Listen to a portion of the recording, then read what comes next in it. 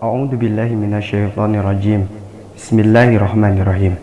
Asyhadu an la ilaha illallah wa asyhadu anna Muhammadar Rasulullah. Allahumma sholli ala sayyidina Muhammad wa ala ali sayyidina Muhammad. Ijabul iman ala dinil Islam wa as'aluka iman wa huwa hayat wa kalamullah mustaqaliman. Sahabat muslim, Nabi utusan Allah untuk umat manusia. Untuk membimbing ke jalannya ada 25 nabi yang wajib diketahui, dari Nabi Adam alaihi salam hingga Nabi Muhammad khatamin nabiyyin, penutup para nabi. Pendapat beberapa ulama, ada sebagian nabi yang masih hidup hingga saat ini. Berikut beberapa nabi yang diyakini masih hidup hingga sekarang. Nabi Isa alaihi salam. Nabi Isa diutus Allah untuk mengembalikan kaum Yahudi pada agama tauhid, sebagaimana yang diajarkan para nabi sebelumnya. Namun penolakan yang dilakukan oleh kaum Yahudi justru membuat nyawa Nabi Isa alaihissalam terancam, dan terpaksa ibunya pun harus sering kali berpindah-pindah tempat tinggal karena kejahatan yang dilakukan kaum Yahudi. Bahkan kaum Yahudi bersekutu dengan seorang gubernur dari kerajaan Romawi di Damaskus dan membuat konspirasi pembunuhan Nabi Isa alaihissalam. Alasan Yahudi membenci Nabi Isa sangat tidak masuk akal, hanya karena kesombongan dan kedengkian mereka, tidak mau meyakini Nabi Isa alaihissalam dan kitab Injil yang dibawanya, dan mereka juga enggan mengikuti Nabi Isa hanya karena kebanyakan berasal dari kalangan miskin. Yahudi yang sombong tentu tidak mau menjadi pengikut Nabi Isa alaihissalam karena harus duduk sederajat dengan kaum duafa. Hingga akhirnya konspirasi pembunuhan Nabi Isa pun dimulai. Dewan tertinggi Yahudi bahkan turut serta dalam konspirasi tersebut. Akhirnya para pendeta tertinggi Yahudi menggelar pertemuan untuk menyusun rencana pembunuhan Nabi Isa alaihissalam. Mereka mengajukan tuduhan bahwa Nabi Isa tidak mengikuti agama Yahudi. Saat pertemuan tersebut, ternyata hadir seorang pengikut Nabi Isa alaihissalam yang bernama Yudas Iskariot. Ia mengkhianati Nabi Isa dan menawarkan bantuan kepada kaum Yahudi. Alasannya karena harta.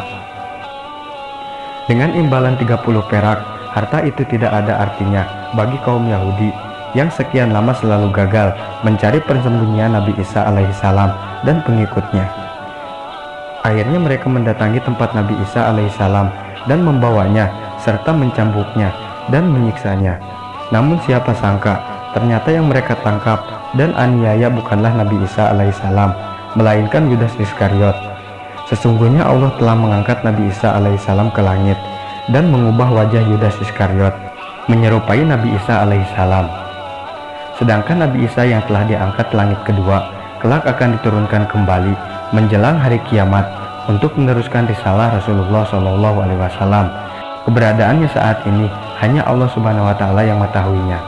Namun para ulama sepakat tentang keberadaannya saat ini, yaitu di langit serta masih hidup. Nabi Idris alaihissalam. Nabi Idris dijelaskan masih hidup di surga.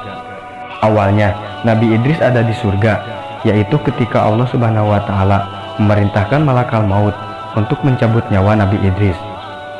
Ketika malakal maut mendatangi Nabi Idris dan hendak mencabut nyawa Nabi Idris, Nabi Idris mengajukan permohonan kepada Allah Subhanahu wa Ta'ala, yaitu setelah dicabut nyawanya, beliau ingin dihidupkan kembali.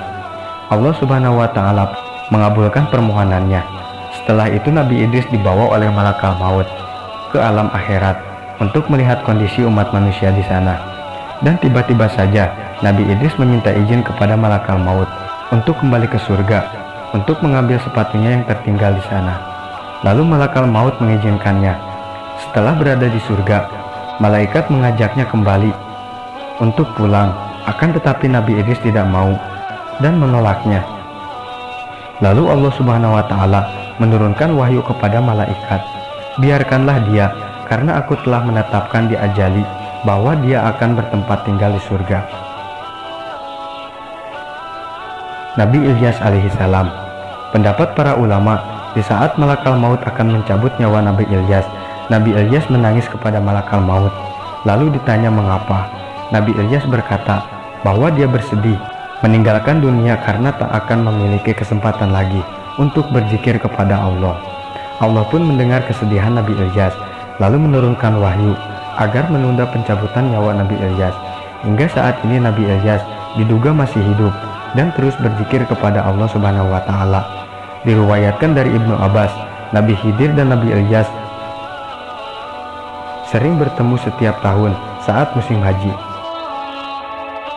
Sementara riwayat Ahmad dan At-Tabrani menambahkan bahwa mereka berdua berpuasa di Baitul Maqdis. Ibnu Hajar mengatakan bahwa sanadnya hasan. Nabi Khidir adalah salah satu dari para nabi yang kisahnya diabadikan di dalam Al-Quran. Beliau adalah sosok nabi yang misterius dan terkenal karena ilmu laduninya. Mujizat Nabi Khidir alaihi salam yang memiliki umur sangat panjang. Beberapa ulama dan ahli sufi meriwayatkan sebuah kisah rahasia hidup abadi Nabi Khidir alaihi salam, dan kebanyakan kisah mengacu pada misteri mata air misterius yang menjadi kunci keabadian Nabi Khidir alaihi salam. Beberapa hikayat menyebutkan setelah Allah Subhanahu wa Ta'ala menciptakan dunia, Dia menurunkan beberapa tetesan air dari surga ke dunia. Salah satu tetesannya kemudian berubah menjadi sang Ainul Hayat atau si mata air keabadian. Ainul Hayat sendiri berarti mata air kehidupan, mata air yang memberikan rahasia kehidupan pada peminumnya.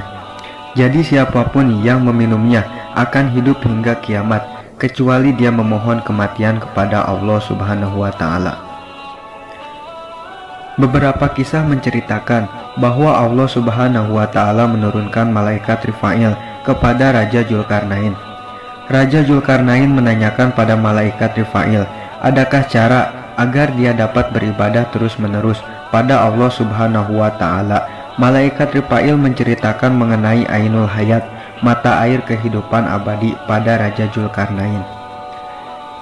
Dibekali dengan permata dari malaikat Rifa'il bersama pasukannya, Raja Dzulkarnain melakukan perjalanan pencarian mata air Ainul Hayat. Dikatakan bahwa mata air Ainul Hayat berada di tempat tergelap bumi dan tempat keluarnya matahari. Namun sayangnya mata air Ainul Hayat tidak pernah diminum oleh Raja Dzulkarnain. Saat sampai pada tempat yang diberitahukan malaikat Rifa'il, Raja Dzulkarnain menyuruh salah satu orang untuk masuk terlebih dahulu mencari Ainul Hayat, dan orang tersebut adalah Nabi Khidir alaihi salam. Atas wahyu dari Allah Subhanahu wa Ta'ala, Nabi Khidir diberikan petunjuk keberadaan Ainul Hayat, dan akhirnya beliaulah yang meminumnya.